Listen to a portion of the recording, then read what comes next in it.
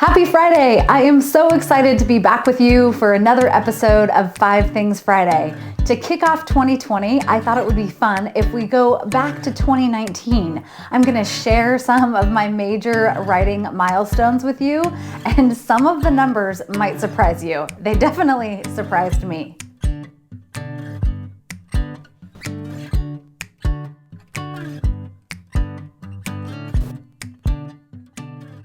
Happy Friday! I am so happy to be spending another Friday with you, especially at the beginning of a new year and a new decade. This month, my theme for the month, I don't necessarily set traditional New Year's resolutions, but I like to start a year by picking kind of a theme each month to simmer on and be intentional about. And this month, my theme is Be Still. And in being still, I like to spend time in January reflecting and looking back at accomplishments, setbacks, all of the above from last year. And today I'm going to share 5 of my major writing milestones. Words, travels, you name it. So let's get right to it. Number 1, books published. In 2019, I had 3 and technically 4 books published. We started the year off with Live and Let Pie, the 9th book in my Bake Shop Mysteries, which took Jules out to Emigrant Lake where she surfaced an old mystery. I had so much fun with this book, and that really started the year. Then there was a bit of a break, which I know was hard for some of you who love the Bake Shop Mysteries because there was a holiday book that came out somewhere later. In the meantime, book number 2 of the Sloane Krause Mysteries, The Pint of No Return, released in paperback. And I know technically it's not a new book, but there's a lot of work and time and effort that goes into any book launch. And it's always exciting for me when this series comes out in paperback because it's an opportunity to connect new readers to the series because the paperback price point, as we all know, is kind of nice. Book number 3 of 2019 was none other than A Cup of Holiday Fear, which came out last fall, and I spent a lot of time talking about, as I'm sure many of you know. I'm still in love with this book. I'm sad that the holidays are over, but I'm also excited about new year, new energy, and also taking some time to be still. And last but not least, the 4th book that released in 2019 was Beyond a Reasonable Stout. This came out shortly after A Cup of Holiday Fear. So for me, it was a whirlwind fall and early winter of not only getting to promote 1 book, but 2. So much fun. Number 2. This one always gets me. I love going back and figuring out how many words I wrote in a year.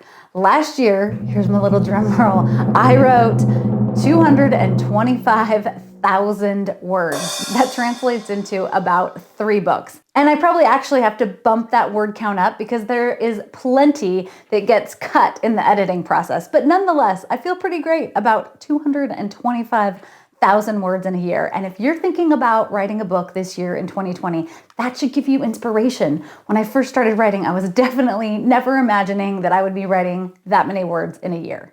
Number 3, miles traveled, 27,457, give or take. I went from Texas up to Vancouver, BC, which is where I'm hoping Meghan and Harry land. Are you following that story? Actually, I think next week's episode should be 5 reasons Harry and Meghan should move to Ashland. Who's with me on this one? Anyway, miles traveled. I so enjoyed the opportunity to get to travel up and down the West Coast, Canada, my first time to visit Murder by the Book in Texas, and spend time actually getting to meet and chat and reconnect with so many of you in person. There is nothing better for me as a writer to be able to spend time in a room with people who love books and with booksellers who I think are basically the best people on the planet. They bring us together. Number 4, videos shared. This is number 1 for 2020, so we're off to 1. In 2019, I shared over 150 videos, and that translated to 1,964 hours that you watched said videos, and that's just on YouTube. It is such an amazing gift to me that sitting in my office or being out in Ashland or Leavenworth or chatting with professional bakers, whatever I'm sharing with you, that we can engage in this way. And when I first sat down and even considered the idea of sharing videos, I have to tell you, I was nauseous. My hands would shake. I would start to sweat. The thought of sitting down in front of a camera just seemed so crazy to me. And I'm happy to report that that is not true anymore. And I am so touched that I get to share this medium with you. Last but not least, number 5, and this for me is nearest and dearest to my heart, and that is connections with you. 2019 brought 30,000 connections across all of my social media platforms, which is just stunning to me. It's stunning for so many reasons, but I think first and foremost, because as much as social media can disconnect us, it can also bring us together. And I feel like I had that experience with you in 2019. And I'm so pleased that you're part of this community. And I feel like what has been created here is really a community. It's about you. It's about you sharing together.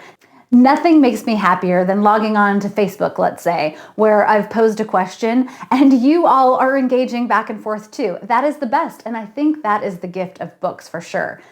Book people are the best people. And actually, as I'm thinking about this brings me back to number 2. If I start to add up all of the words that I spent sharing on social media and commenting, I'm pretty sure that my word count for 2019 was way over 1 million.